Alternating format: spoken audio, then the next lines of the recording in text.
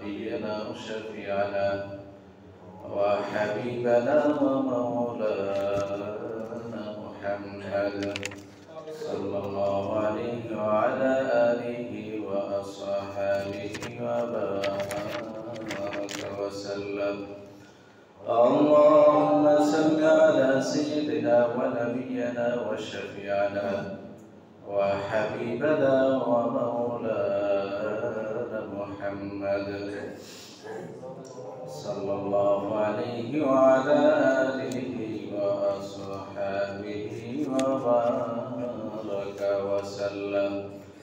اللهم صل على سيدنا ونبينا وشفيعنا وحبيبنا ومولانا محمد صلى الله عليه وعلى آله وأصحابه وبارك وسلم.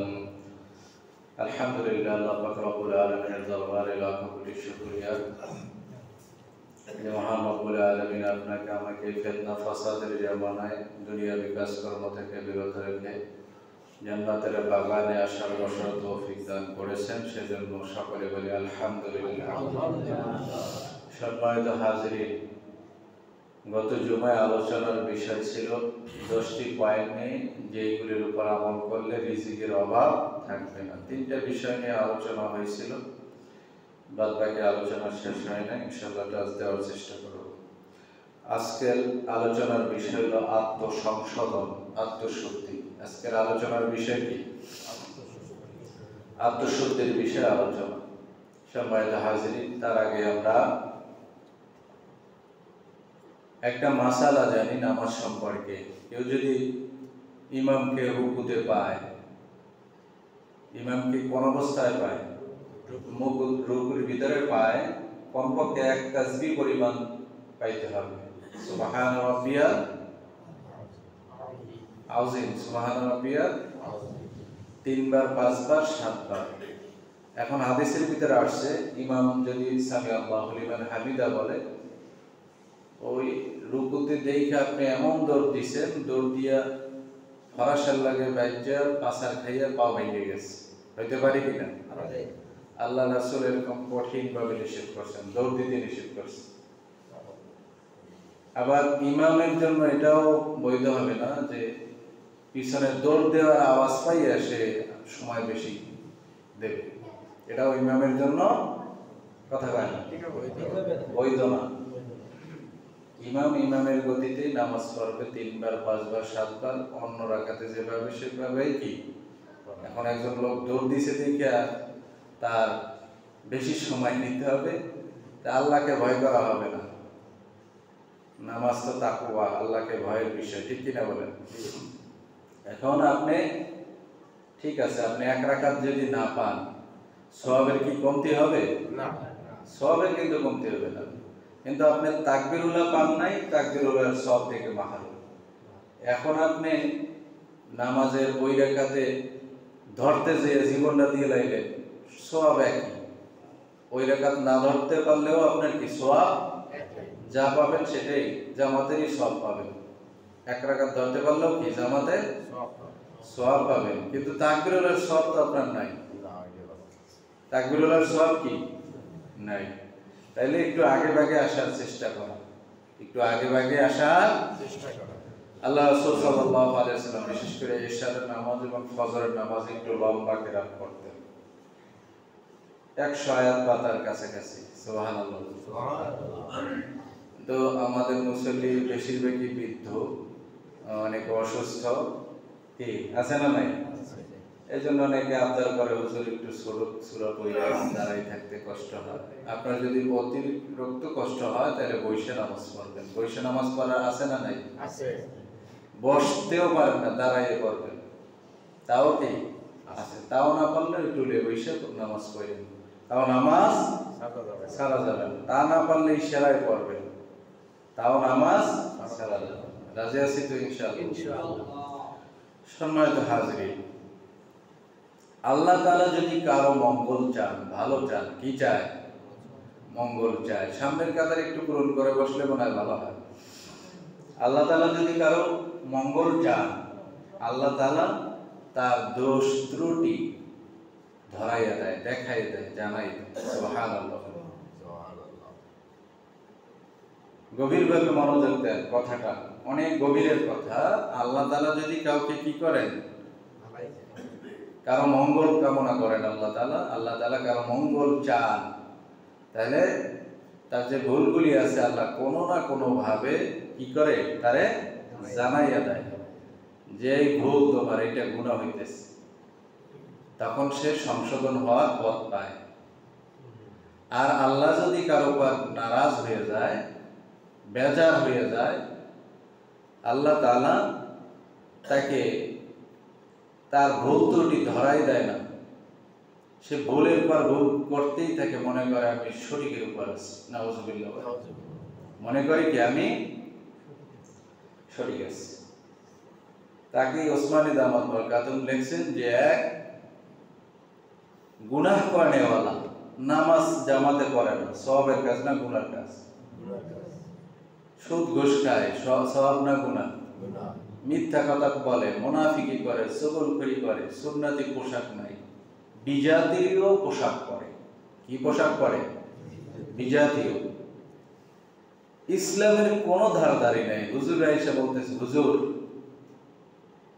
আল্লাহর শুকরিয়া, আমি মনের ইচ্ছায় কোনো গুনাহ করি না। অনিচ্ছা সত্য যদি হয়ে যায় সেটা হলো ভিন্ন কথা। মনের ইচ্ছায় কোনো নামাজই করে না, বেটা কি করে না, নামাজই করে না, এ নাকি কোনো গুনাহ করে না। এমন কপাল করা আছে না নাই? নামাজ পড়ে না, রোজা রাখে না, কয় আমি কোনো গুনাহই করি না। নাউযুবিল্লাহ বলি। নামাজ না পড়া কি গুনার কাজ না? রোজা না রাখা গুনার কাজ না? আল্লাহ এবং আল্লাহ রাসূলের তরিকা অনুযায়ী না চলা গুনার কাজ। কিন্তু আল্লাহ তাআলা তাদের দিলে এমন মোহর মেরেছেন, সুম্মুম বুকমুন ওয়া বিহুম ফাহুম লা ইয়ারজিউন। তারা দেখেও কি দেখবে না, কানে শুনেও, দিলে এমন মোহর মারছে আল্লাহ তাআলাই। মানে আল্লাহ এমন নাফরমানি করছেন, এমন বেজার হইছেন, যার কারণে আল্লাহ তাআলা কলবের ভিতর মোহর মাইরা দিয়েছে। সে মনে করে আমি ভালো কাজ করতেছে, আসলে কি কাজ ভাই? গুনার কাজ। আল্লাহ পাক হেফাজত করুক বলে আমি। জুনায়েদ বাগদাদী রহমাতুল্লাহ আলাইহি অনেক বড় আল্লাহওয়ালা। তার শাগরেদ, তার কি শাগরেদ, ছাত্র। হঠাৎ কইরা বাগদাদী রহমাতুল্লাহ আলাইহি দেখে বুড়া ছাত্র, জুয়ান ছাত্র না, বুড়া ছাত্র তো বোঝেন, কিছু আছে ছোট ছোট ছাত্র, ওরা না বয়স্ক ছাত্র কি। এখন সে আরেকজনকে বলতেছে আমি স্বপ্নে জান্নাত দেখি। কি দেখে? জান্নাত দেখি। ফখর করতেছে আর সবাই কইতেছে আমি দৈনিকই দেখি, প্রায় দেখি, জান্নাতের বিভিন্ন ঘর দরজা ঘুরে আসি, জান্নাতের নেয়ামত দেখি। এখন সবাই মনে করতেছে উনি খুব কি কামেলদার লোক, আল্লাহওয়ালা। এক কাম দুই কান শায়েখের কাছে গেছে। শায়েখ কি? শায়েখ যে কোনো একজন শায়েখের তত্ত্বাবধানে থাকতে হয়। হ্যাঁ, থাকলে যে কি উপকার হয়। নাইলে আমি ইবাদত করতে করতে মনে করবো তো আমি আল্লাহরে পাই গেছি, আমি তো কিছুই পাইনি, ঠিক কি না? তো এই কথা শায়েখের কানে যাওয়ার পর শায়েখ বলতেছে যে বাবা তুমি কি জান্নাত দেখো? কয় হা। কয় অনেক নেয়ামত দেখো? কয় হা। কয় যখন এগুলা দেখবা, আল্লাহ তাআলার নূর দেখতে পাবা, এই দেখতে পাবো, তখন তুমি পড়বা লা হাওলা ওয়ালা কুওয়াতা ইল্লা বিল্লাহ। কি করবা? এই কথা পড়ার পর যদি ওই জিনিস থাকে তাইলে মনে করবা ওটা আল্লাহ প্রদত্ত। আর যদি না থাকে মনে করবা কি এটা শয়তান দেখাইতেছে, তোমার ধোঁকা দিতেছে, তোমার ভিতরে ফুলাইতেছে যে তুমি অনেক বড় আল্লাহ, আসলে তুমি কিছুই। আল্লাহওয়ালাদের নির্দেশ। এখন উনি যায় আর কইতেছে দেখছো আমার শায়েখও আমারে হিংসা করে। শায়েখও কি করে? আমার দরজায় এত উপরে যে শায়েখ সে দরজায় যাইতে পারে না। নাউযুবিল্লাহ। আমার শায়েখ, আমার শিক্ষক আমারে হিংসা করতেছে। পরের দিন আবার ওইরকম স্বপ্ন যখন ওনার ওই স্বপ্নের ভিতরেই খেয়াল আসছে আমার শায়েখ তো লা হাওলা বলতে বলছিল, বইলাই দেখি না। যখন লা হাওলা ওয়ালা কুওয়াতা ইল্লা বিল্লাহ পড়ছে, সাথে সাথে দেখে সব জান্নাতের বাগান ভ্যানিশ হয়ে গেছে, কিছু পচা দুর্গন্ধ হাড্ডি মেড্ডি পড়ে রয়েছে, এটা দেখা যায় সামনে। নাউজুবিল্লাহ বলে, তার মানে পরের দিন কয় হুজুর বুঝলাম না তো কিছু, এগুলো তোমার শয়তানে দেখায়। এই জন্য আমি বলছি যে লা হাওলা পড়বা, লা হাওলা ওয়ালা কুওয়াতা ইল্লা বিল্লাহ বললে শয়তান থাকে না, দূর হয়। সময় তাহলে নিজের দোষ জানার চেষ্টা কর। নিজের দোষ কি? নিজের দোষ যদি আমরা জানি তাইলে আমরা আল্লাহ ওয়ালা হইতে পারবো, জান্নাতের পথে অগ্রসর হইতে পারবো, আমাদের আত্মশুদ্ধি হবে। আর একজনের দোষের পিছনে না লাগিয়া নিজের দোষ ধরা। কয়েকটা পদ্ধতি বলবো নি নিজের দোষ জানা, বলবো। দেখবেন অনেক ফলের গাছ আছে না, ফল এমন ভাবে ভার হইতে হইতে ওই গাছ, ফলের গাছ কিন্তু জানে না যে তার ফলের কত ওয়েট। অনেক সময় বড় গেছে এমন বড় হইতে হলে ডাল ভাঙে ছিঁড়ে পড়ে, আছে না নাই? মানুষের নিজের দোষ নিজে জানা বড়ই কঠিন, ঠিক না? জানা যায় না, নিজের দোষ নিজে জানা যায় না। এই জন্য আল্লাহ তাআলা বলেন, ইয়া আইয়ুহাল্লাযীনা আমানু কুনু মা'আস সাদিকিন, নেককার সাদিকিন যারা, তাদেরকে বন্ধু বানাও। কাদেরকে? নেককারদেরকে। সুবহানাল্লাহ। চলাফেরা করবা আজকে থেকে কাদের সাথে? বলেন কাদের সাথে? নেককার, না ফাসিকদের সাথে? যারা নামাজ পড়ে না, যারা রোজা রাখে না, যারা দাড়ি কামায়, বেপরদায় চলে, গুনাহ কাজ করে, তাদের সাথে চলবো না নেককারদের সাথে চলবো?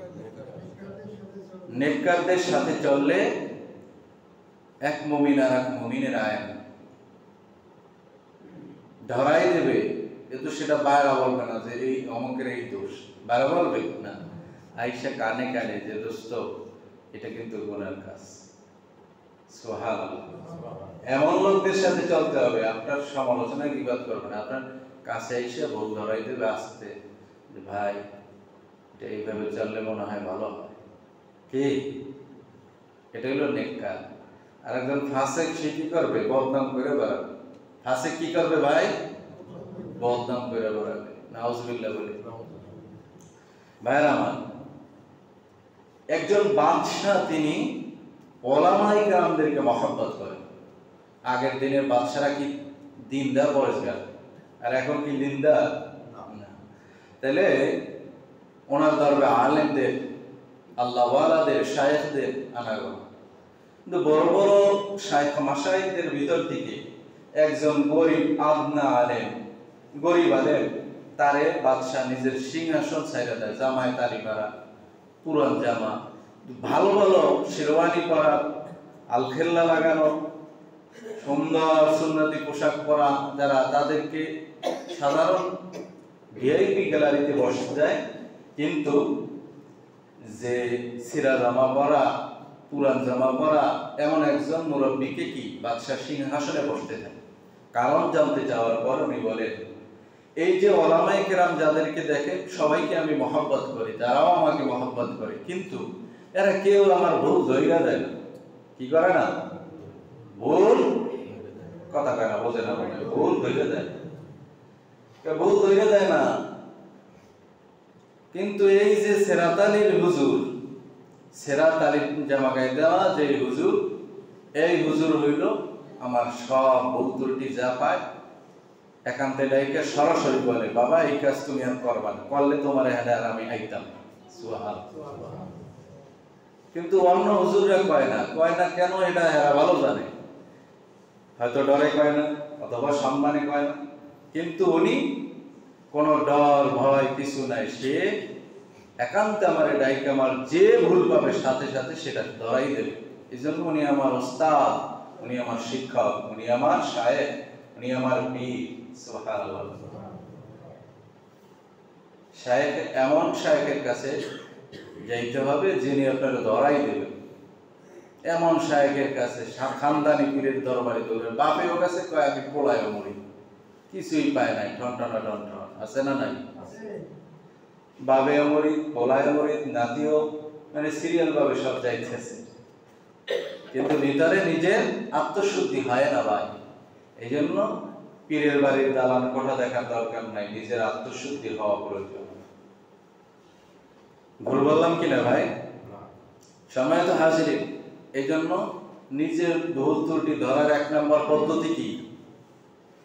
নেককার, নেককারদের সাথে বন্ধুত্ব করা, নেককারদের সাথে মনে রাখবেন। দ্বিতীয় নাম্বার নিজের ভুল ত্রুটি জানার দ্বিতীয় নাম্বার পদ্ধতি হলো, হিংসুক যারা আছে, যারা আপনাকে হিংসা করে, এমন আছে না সবাই কি সবাই বন্ধু?